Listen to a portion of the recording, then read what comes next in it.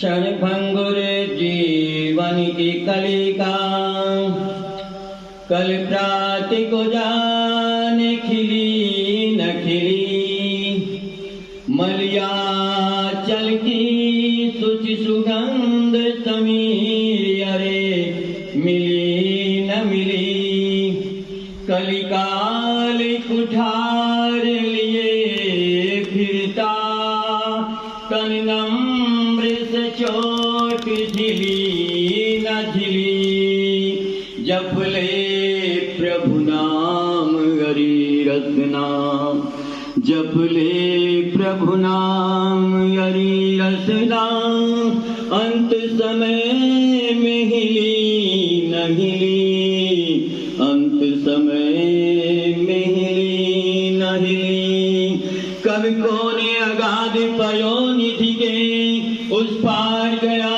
जलियान बिना, मिल प्राण अपान उदान रहे, तन में न समान सम्यान बिना, कहिए ध्रुधे मिला किसको अविकल्प अचंचल ध्यान बिना, कवि शंकर मुक्ति न हाथ लगी, ब्रह्मनाशक निर्मल जान बिना, कवि शंकर मुक्ति न हाथ लगी, ब्रह्मनाशक निर्मल जान बिना। श्रद्धेय आचार्य जी, प्रिय ब्रह्मचारी, अब हम सभी ने मिलकर यज्ञ किया, ये एक सर्वोत्कृष्ट कर्म है। तो ये मानव जीवन पाकर ये कुछ हमारे शुभ कर्मों का परिणाम है कि हमें मनुष्य का जन्म मिल गया, और मनुष्य का जन्म मिलने के बाद फिर वास्तविक रास्ता मिल जाए, वेद का मार्ग मिल जाए, तो हमारे जीवन का उत्कर्ष हो जाता है। न मनुष्य तो कितने हैं,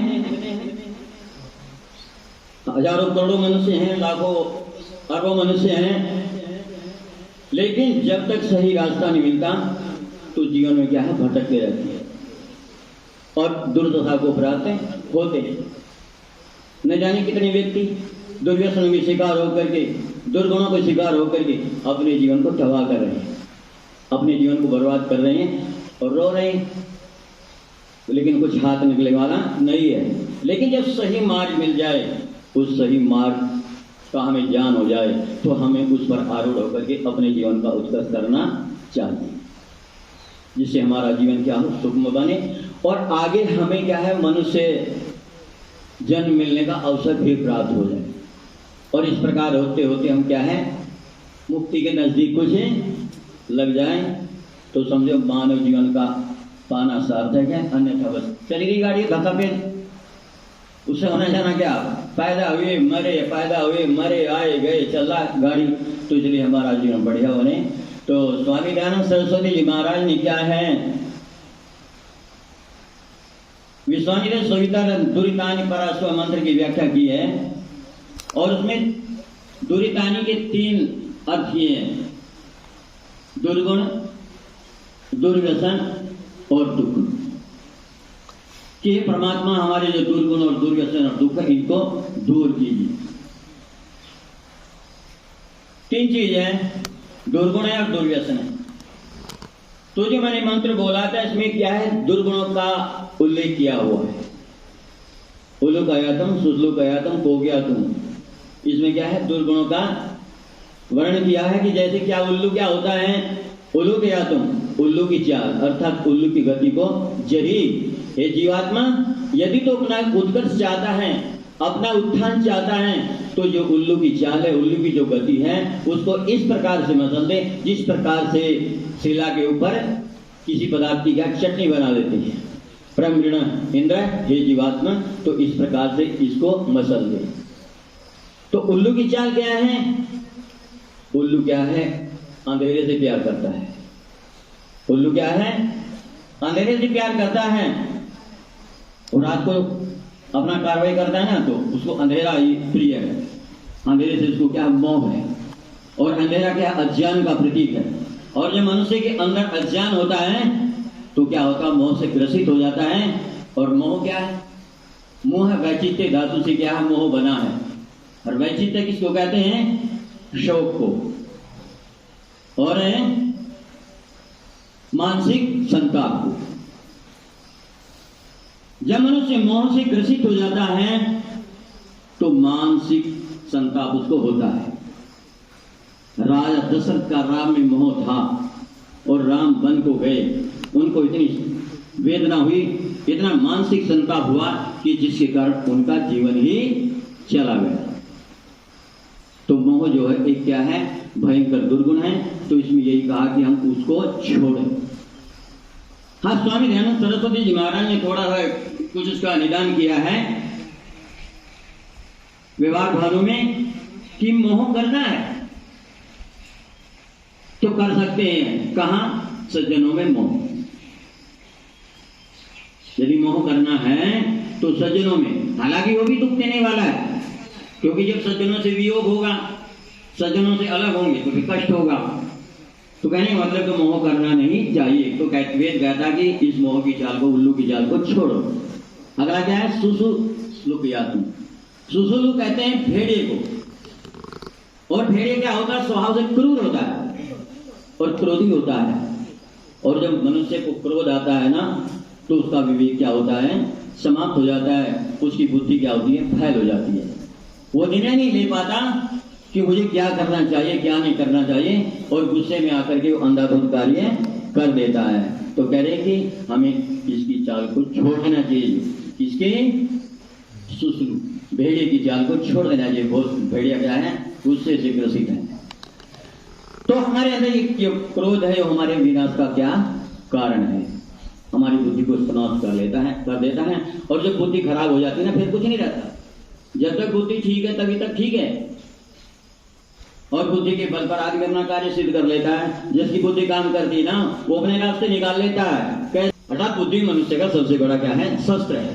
तो इसलिए कहते हैं कि सुसलु को या तुम, हम जो बुद्धि का नाश करने वाला क्या है? क्रोध है, उसको नष्ट करें, उसको समाप्त करें, उसको ना लिए। तीसरी बात कही, कोप या तुम। चीड़ा होता है ना, वो भयंकर कामी होता है। तो कहते हैं कि उसका चाल को छोड़ो। यदि तुम अपने जीवन का उत्थान चाहते हो, अपने जीवन का उत्कर्ष चाहते हो, तो चीड़े की चाल से बचो, काम वासना के शिकार न हो। क्योंकि जब व्यक्ति काम वासना का शिकार हो जाता है, कामुकता का शिकार हो जाता है, वो अपने जीवन को क्या होता है? तबाह कर लेता है। उसको कुछ नहीं दिखता, लेकिन फिर भी वो उस रास्ते से नहीं हटता और जीवन बर्बाद हो जाता है। और संसार में इनकी क्या होती है? निंदा होती है। अनेकों व्यक्ति हुए इस प्रकार के काम वासना के शिकार। कीचक था, रावण था, और न जाने कितने हुए। और आज तो समाज में कोई स्थिति है ही ठीक, सारे सिस्टम बिगड़ा हुआ, बहुत कुछ सारा ही। तो इस प्रकार से कहते हैं कि हम इन चालों को छोड़ें। अगली बात आई है स्वयातु, कुत्ते की चाल को छोड़ें। देखो कुत्ता क्या होता है? उसमें क्या होता है? ईर्ष्या होता। मैंने यहाँ आपका कुत्ता है और बाहर के कुत्ते आ जाए ना, तो यहाँ कुत्ता पूंछ उठा करके एकदम उनके पीछे भागेगा और बाउंड्री तक भागा गएगा, अपनी सीमा में नहीं आने देगा। तो उनके अंदर इस ईर्ष्या की भावना बहुत ज्यादा है। तो कहते हैं कि इसको छोड़ा ईर्ष्या को। ईर्ष्या द्वेष में मनुष्य अपने आप को जलाता है और अपने आप को नष्ट होता, दूसरे का कुछ नहीं बिगड़ता है। तो कहते हैं कि कुत्ते की चाल को छोड़ो। एक लोग कायदे सुना कर एक दृष्टांत बना रखा कि एक बार कुत्ता बोला, यार गंगा स्नान कर आए। तो उसने अपने साथियों से कहा, भाई कितने दिन लगे? भाई पैदल तो शायद 3-4 दिन लग जाएंगे। उन्होंने कहा चलो भाई ठीक है, यात्रा कर जाते हैं। तो कुत्ता यात्रा में चल दिया। अब पहले तो जैसे अपने मोहल्ले से निकला ना और दूसरे मोहल्ले में गया, वही कुत्तों ने पेल दिया धड़कस को, लगे पीछे। और आखिर क्या जो गांव के बाहर का हिस्सा था, वहां के कुत्तों ने उसको दूसरे गांव में बैठ दिया। तहक ऐसा तहक पिल्ला को उधर के, और वो भागता भागता भागता भागता, और क्या हुआ? शाम तक वापिस आ गया लौट करके। उन्होंने पूछा, यार वहां तो तू बहुत जल्दी गंगा स्नान कर आया। अब हाँ भाई क्या करूं, बिरादरी वालों की कृपा है। अब यहाँ तो भगा था, बस वहां तो फिर उधर से भगाना शुरू कर। अब तो दिन के दिन काम हो गया। तो कहने का मतलब है कि इनके अंदर ईर्ष्या द्वेष इतना भयंकर होता है। तो इस प्रकार से कहते हैं कि हम अपनी इस चाल को छोड़ें, हमारे अंदर ईर्ष्या द्वेष की अग्नि न जले। देखो जब ईर्ष्या द्वेष हो जाता है तो दूसरे का कुछ बिगड़े ना बिगड़े, लेकिन हमारा तो खून जलता ही रहता है, हम पीड़ित होते रहते हैं, परेशान होते रहते हैं और हमारे जीवन का बेकार हो जाता है, हमारी चिंतन शक्ति समाप्त हो जाती है, हमारी बुद्धि विवेक सब खत्म हो जाता है। अगली बात कही है गिरधियात्म। गिद्ध क्या होता है? वो लोभी होता है, उसके अंदर क्या होता है? लोभ होता है। यहां कोई पशु मरा दिखा तो एकदम आकाश में मंडराने लगते हैं, उनकी इतनी दृष्टि तेज है और वहीं सब पहुंच जाते हैं। तो कहते हैं कि इस वक्त गिद्ध की चाल को छोड़ो। अगली बात है सुपर्णयात्म। सुपर्ण कहते हैं बाज को, और बाज क्या होता है? अकेला अहंकारी होता है। देखा होगा तुमने, बाज जो होता है ना जंगल में जब घूमता है तो अकेला ही रहता है, उसका झुंड नहीं होता। गाय भैंस इनके झुंड मिल जाएंगे, लेकिन बाज का कहीं झुंड नहीं मिलेगा, क्योंकि अहंकारी होता है। तो अहंकारी व्यक्ति के साथ कोई नहीं लगता। अहंकारी से सब क्या होते हैं? बच करके चलते हैं। जिसको घमंड हो जाता हो, अब किसी को अपना नहीं बना सकता, सब उससे कट जाते हैं, क्योंकि किसी को समझता ही नहीं, कुछ न किसी का सम्मान करता है, न किसी की इज्जत करता है, तो इसलिए सब उससे अलग रहते हैं। तो कहते हैं कि इसको भी छोड़ो। देखो स्पष्ट बात है, अहंकारी रावण था, उसका भाई उसको छोड़ के चल दिया, क्या करें? जब किसी की सुनता नहीं, उल्टे सुलटे काम करे। तो इस प्रकार से क्या है चीजें कही है कि हम अपने जीवन में क्या है इन दुर्गुणों को छोड़ें। काम, क्रोध, लोभ, मोह, अहंकार, ईर्ष्या, द्वेष, यदि हम इनसे बच जाते हैं तो हमारे जीवन का क्या होता है? उत्कृष्ट हो जाता है। हमारा जीवन क्या होता है? दिव्य बन जाता है, महान बन जाता है, पवित्र बन जाता है, और हमारे अंदर क्या होती है? इंसानियत आ जाती है। जब तक मनुष्य के अंदर मनुष्य पढ़ा नहीं आ तो मनुष्य होना बेकार है। माने मनुष्य में मनुष्यता नहीं आई, मनुष्य पढ़ नहीं रहा। जो सदाचार, संयम, जितेंद्रियता और निर्लोभता आदि गुण है मनुष्य की, वो यदि मनुष्य के अंदर नहीं आए और मनुष्य के अंदर धार्मिकता नहीं, सदाचार नहीं आया, तो मनुष्य जीवन पाना क्या है? बेकार है, निरर्थक है। तो जो मैं कह रहा था कि स्वामी ने 3 बात कही है, तो पहला क्या हुआ? ये क्या हुआ? दुर्व्यसन। दूसरे हैं दुर्गुण। दुर्गुण क्या है? मांस खाना, शराब पीना, परस्त्री गमन, चोरी आदि, ये क्या है? दुर्व्यसन। और इन सब दुर्व्यसनों का मूल क्या है? शराब सबसे खतरनाक चीज है। कहने का मतलब है कि जब इन दुर्व्यसनों में फंस जाता है तो जीवन मनुष्य का तबाह हो जाता है, वो किसी दिन का नहीं रहता। तो इस प्रकार हमारे जीवन में कोई दुर्व्यसन ना आए, कोई दुर्गुण ना आए, तो हमें इसके लिए हमें सतत प्रयत्न करते रहना चाहिए, जिससे हमारा जीवन क्या हो? बढ़िया बन जाए और हम अच्छे इंसान कहलाने योग्य हो जाए, हमारा जीवन उत्तम बने, श्रेष्ठ बने, पवित्र बने, सदाचार संयम हमारे जीवन में हो, हमारा स्वास्थ्य उत्तम हो, हमारे पास धन संपत्ति हो, हम ऐश्वर्य से परिपूर्ण हो। तो वो कब होगा? जब हम इन दुर्व्यसनों से दूर रहेंगे। यदि इन दुर्व्यसनों के शिकार हो गए तो हमारा जीवन तबाह हो जाएगा। ऐसे ऐसे परिवार हैं जिनके पास 100 बीघे जमीन थी, 100 बीघे जमीन, और आज उनके पास 1 बीघा जमीन नहीं है। मतलब सारी शराब में, अय्याशी में सारी बेच दी। बाप तो ऐसा था ही, आगे बेटे उससे भी आगे हो गए, उन्होंने भी लारा लगा दिया। यानी कभी कभी ऐसा होता कि बाप गलत है तो आगे बेटे सुधार लेते हैं, लेकिन वो भी अब भी ऐसे ही हो गए और सारा सिस्टम बिगड़ेगा, सारा सत्यानाश होगा। एक नहीं अनेकों घर हैं। कुछ आदमी ऐसे सट्टा लगाते हैं और वो चुप चुप लगाते हैं और उनका नाश हो जाता। फिर लोग कहते हैं ये तो ना तो शराब पीते दिखे, ना कहीं इन्होंने कोई उल्टा सुल्टा काम किया, क्या हुआ? लेकिन जब पता चलता कि जुआ खेलता, सट्टा खेलता, तो जीवन बर्बाद हो जाता।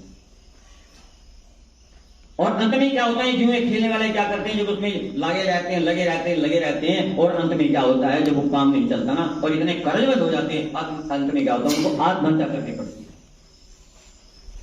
आत्महत्या करके मरते हैं, अर्थात अपने जीवन को बर्बाद कर लेते हैं। अर्थात जो मनुष्य जीवन हमको मिला था, किस लिए मिला था? धर्म, अर्थ, काम, मोक्ष की सिद्धि के लिए। अर्थात हम अपने जीवन में धर्म पूर्वक अर्थ का उपार्जन करके और धर्म पूर्वक अर्थ का उपार्जन करके और उससे अच्छे काम करके मुक्ति को प्राप्त हो, इसके लिए हमको मनुष्य जन्म मिला था। लेकिन हम दुर्व्यसनों के शिकार हो जाते जब, तो हमारा जीवन क्या हो जाता? तबाह हो जाता, हम किसी दिन के नहीं रहते। तो इस प्रकार हम अपने जीवन में अच्छाइयों को धारण करें और बुराइयों को छोड़ें। यही क्या है? परमात्मा की क्या है? आज्ञा है।